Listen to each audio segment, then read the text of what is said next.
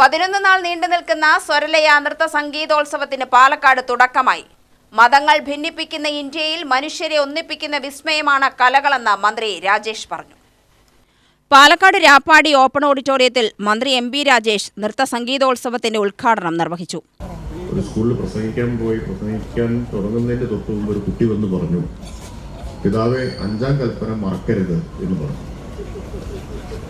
അപ്പൊ എനിക്കന്ന് 5-ാം കൽപ്പന എന്താണെന്ന് മനസ്സിലായില്ല. അപ്പൊ അദ്ദേഹം എന്നോട് ചോദിച്ചു, എനിക്ക് വേണ്ടത്ര മനസ്സിലായില്ല എന്ന് തോന്നുന്നു. ഞാൻ പറഞ്ഞു, എനിക്ക് മനസ്സിലായിട്ടില്ല.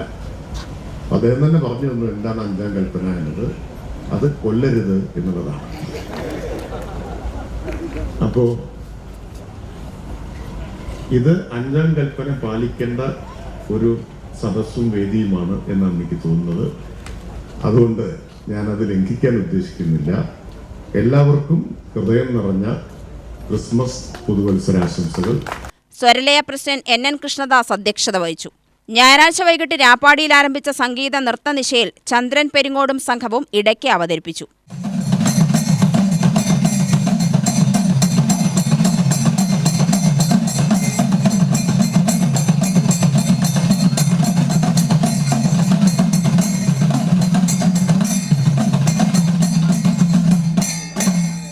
കലാമണ്ഡലം ശിവൻ നമ്പൂതിരി, രാമചന്ദ്ര പുലവർ, ഗ്രാമി അവാർഡ് ജേതാവ് doctor L. Shankar, Nehru group MD doctor P. Krishnadas, Milma chairman KS. മണി തുടങ്ങിയവർ സംസാരിച്ചു.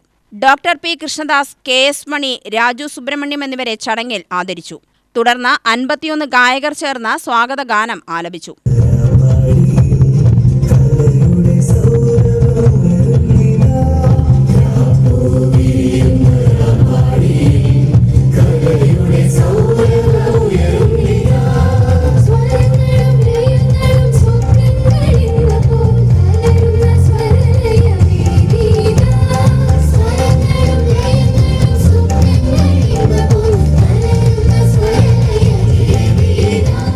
വയലിൻ മാന്ത്രികൻ ഡോക്ടർ L. ശങ്കറിന്റെ വയലിൻ സംഗീത കച്ചേരി ആസ്വാദകരുടെ മനം കവർന്നു.